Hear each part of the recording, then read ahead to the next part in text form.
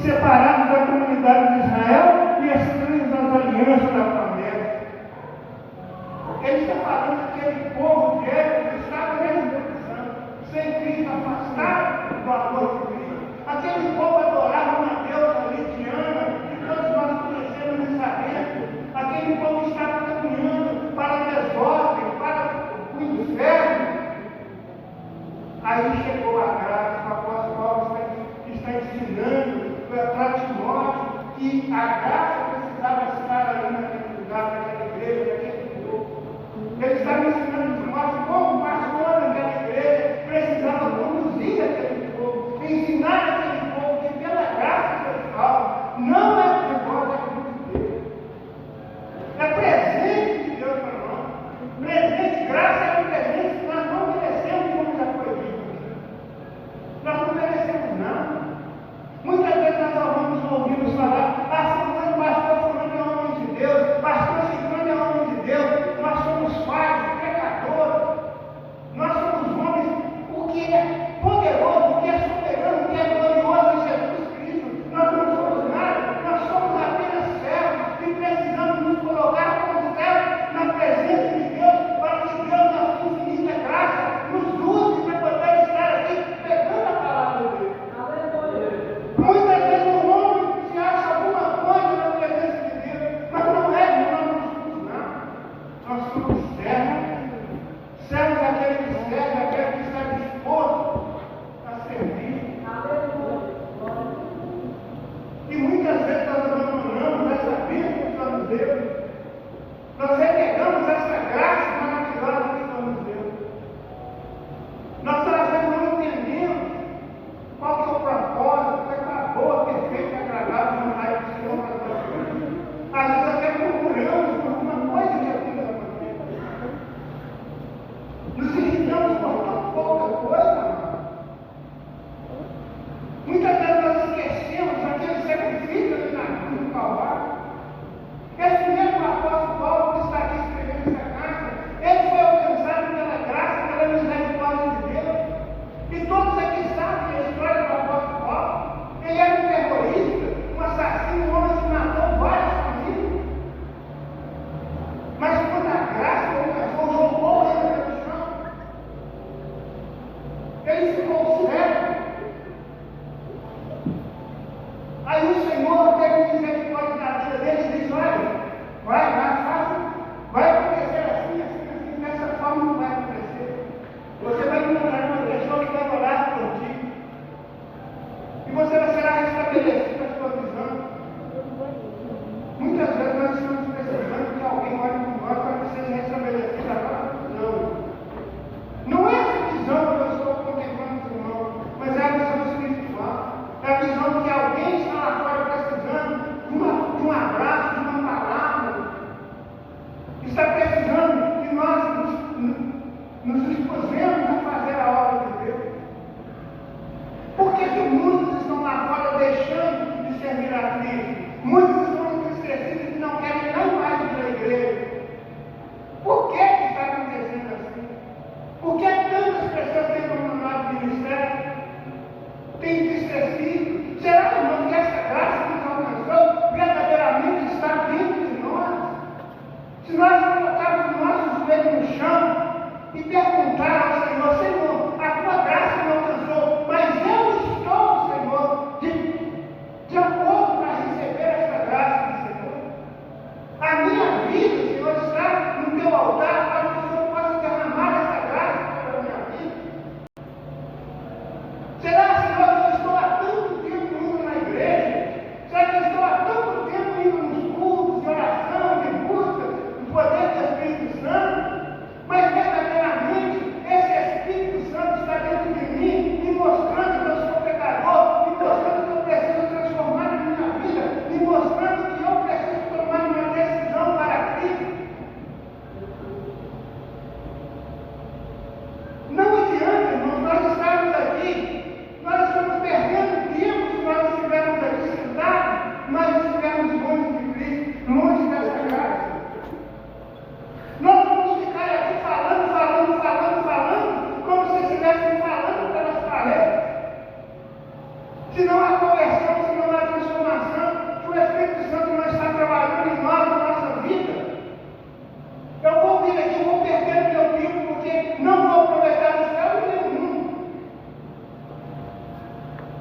Então é melhor estar aqui, é melhor estar na presença do Senhor, é melhor receber a Cristo como único e suficiente Salvador, passar todas as dificuldades, todas as lutas que vieram na terra, mas nós temos uma alegria, que nós vamos morar no céu. Isso ninguém vai de nós. Essa é a graça, essa é a misericórdia, esse é o amor de Deus para conosco, que em tempos difíceis Ele está caminhando junto conosco. Eu tenho, como eu disse aqui, eu tenho histórias para contar da minha vida. De como eu era antes de conhecer a Cristo, de receber a Cristo na minha vida. Perdido, sofredor. Aí um dia Cristo me alcançou. Então o que eu tenho que fazer? Senhor, eis-me aqui, Senhor, usa-me. Usa-me conforme o teu querer, conforme a tua vontade. Tira de mim este velho homem. Tira de mim essa casca que você está contemplando. E quando eu fui para o batismo, eu falei com o Senhor, eu não quero ir para o batismo do jeito que estou vivendo. Eu estava dentro da igreja, mas ainda fumava, ainda não respeitava, irmão Nadesto, eu não respeitava as coisas que aconteciam, porque eu fumava, eu pecava. Mas quando eu recebi a Cristo na minha vida, tudo isso virou passado. Tudo isso foi queimado, jogado no mar, porque verdadeiramente, amado irmão, eu tomei uma posição diante de Deus. Mas eu não quero mais desse jeito, eu não quero mais. Se for para servir o Senhor dessa maneira, eu não quero mais. Eu quero, Senhor, ser um instrumento usado pelo Senhor para a tua obra. Eu quero ser, uma pessoa diferente desse nome de pessoa, porque esse homem de pessoa não aguenta mais na vida. Esse homem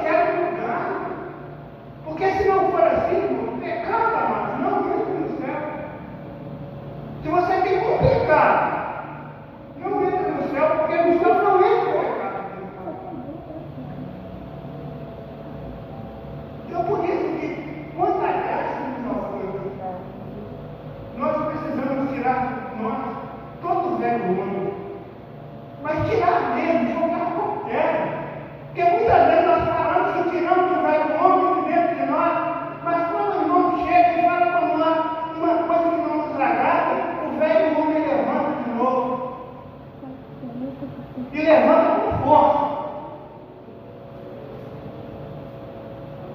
Então, querido, vamos ter uma vida diferente na presença de Deus.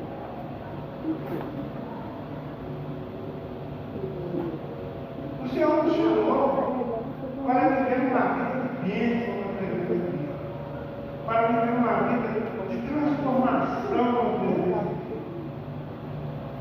Mas nós não conseguimos dominar tudo nessa vida. Muitas coisas escapam da nossa mão. Nem tudo nós podemos fazer. Há coisas que as pessoas também decidem. E nós não podemos querer mandar no decisão. Eu resolvo viver para Cristo. Eu não resolvo viver para Cristo. Nós temos que respeitar. Nós temos que respeitar.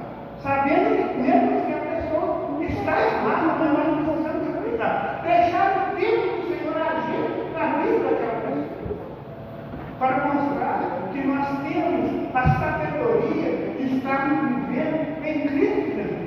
E a pessoa que está do nosso lado possa ver de nós uma transformação. Porque não adianta, irmão, nós queremos que uma pessoa seja Jesus, mas que nossa vida não esteja de acordo. Aí eu não suporto esse homem, mas quer que ela seja Jesus. Eu não suporto essa mulher, mas quer que ela seja Jesus. Se eu não estou cumprindo o meu papel cristão, eu não quero que outra pessoa aceite Jesus. Eu tenho que demonstrar com minhas atitudes que Cristo mudou o meu mundo, que Cristo mudou a minha vida. Senão, o meu testemunho fica inválido. E nesse tempo que nós estamos vivendo, nós ganhamos mais valor no nosso testemunho, muitas vezes, do que com a nossa palavra. As pessoas olham para nós e vão dizer, verdadeiramente a gente vai no nosso Deus. Verdadeiramente a gente vai no mulher de Deus, uma mulher de oração, uma mulher de luz. E isso é tão importante, irmãos, como pregar o Evangelho. O Evangelho é pregado para a nossa vida no altar. O Evangelho é pregado no nosso testemunho de vida, para com o nosso esposo, para com a nossa esposa, para com os nossos filhos, para aqueles que nos servem, aqueles que frequentam a nossa casa, aqueles que olham para nós e verdadeiramente possam ver em nós algo diferente. Possa ver a luz de Cristo brilhar em nós. Aleluia. Grande é o nosso Deus. Ele nos quer tanto no nosso bem. Deus quer tanto no nosso bem. Eu imagino quando nós deixamos de fazer a vontade de Deus, com as nossas atitudes, nós entristecemos o coração de Deus. Eu imagino ele lá no céu olhando para nós, olha meu filho, olha meu filho, ele se desviou um pouco, mas eu creio que ele vai voltar, ele fica esperando. Ele fica esperando a nossa volta. Ele fala assim, olha minha filha, ela era tão ativa na minha obra, ela cantava lá na minha igreja, ela cantava lá para mim, ela me louvava, e agora está triste no louvo mais do meu nome. O que aconteceu com essa mulher nessa volta? O que será, irmão, que aconteceu? Será que Jesus fez tão mal a essa pessoa? Será que Jesus fez tão mal a esse homem? Será que Jesus fez tão mal a essa mulher que ele esqueceu as bênçãos do Senhor, os benefícios do Senhor, se esqueceu como se fosse Jesus o responsável? E às vezes ele nem estava na história. Às vezes ele nem estava nesse negócio. E eu já coloco a culpa nele, eu já falei que foi ele, a culpa dele estar nessa situação, porque ele não olhou por mim, ele não atendeu a minha oração. Às vezes ele estava só esperando você voltar. Você olhar para as nós, o Senhor não diz que tem lugar, o Senhor não diz que eu estou. Eu é que saio fora dos caminhos do Senhor. Que seja todo mundo mentiroso, Deus é verdadeiro. Porque essa é a nossa missão. E muito mais importante do que estarmos aqui. É um dia quando nós abrimos os nossos olhos, nós estamos lá na glória com Deus. Nós estamos na presença dele, sentados naquela mesa maravilhosa, na qual nós vamos participar daquilo cheio de graça, daquele lugar que se revelou, daquele lugar de glória, onde não haverá mais choro, onde não haverá mais tristeza, não haverá mais lágrimas, não haverá mais sofrimento. E nós vamos poder abraçar os irmãos e glorificar a Deus e dizer: Santo, Santo, Santo, Santo, Santo é o Senhor dos exércitos. Toda lágrima será enxugada nos nossos rostos.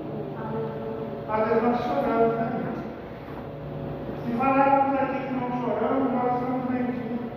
Porque muitas vezes nós temos que chegar diante do Senhor, nos ajoelharmos na presença dele e chorar, e derramar lágrimas, pedir perdão, pedir misericórdia, pedir graça, pedir poder, pedir ao Senhor que nos abençoe, pedir ao Senhor que guarde os nossos filhos, pedir ao Senhor que guarde a nossa família, pedir ao Senhor que tenha misericórdia de nós, que aviva a nossa igreja, aviva a igreja nesse tempo difícil que nós estamos vivendo. Sabe, meus queridos, nós precisamos desses momentos que nós temos aqui. Nós precisamos desse tempo que Deus está nos dando aqui para vivermos melhor. Eu tenho que viver melhor com o meu irmão aqui. Eu tenho que viver melhor com o irmão, com a família dele. Eu tenho que viver melhor com todos os irmãos aqui. Eu tenho que viver melhor. Eu tenho que mostrar para os meus filhos que eu sou uma pessoa que quer viver melhor. Nós precisamos ser honestos, sinceros, nós precisamos educar os nossos filhos, precisamos, porque o Senhor nos colocou como mordomos na nossa casa para orientarmos e educarmos os nossos filhos no caminho que eles devem seguir. Sim, mas nós precisamos demonstrar também com amor, com carinho. Porque senão não conseguimos conviver em família, porque aqui nós somos família. Apesar de sermos famílias diferentes, com ideais diferentes, com regime diferente de família. Eu não sei, o pastor Mil tem a maneira dele conduzir a família, o pastor Nardinho tem também, o irmão Fábio Júnior tem o jeito dele. Cada irmão aqui tem a sua maneira, mas nós somos uma família. Quando nós reunimos, nós temos que orar uns pelos outros, glorificar a Deus uns pelos outros.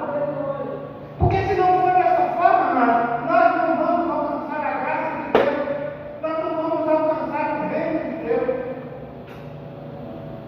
Nós precisamos viver em família, em comunhão, em comunidade. Porque nós vamos morar no céu, mas ele vai falar: não, pastor, não, porque a fulana é assim, a fulana não. Como é que eu vou viver com ele lá no céu? A não ser que ele vai ao fim. E eu não quero ficar, ninguém quer ficar. Então, nós temos que fazer o melhor para conviver, né, meu irmão? Porque ficar aqui, Jesus veio nos segredos e nós vamos ficar, então. Aí você me quer.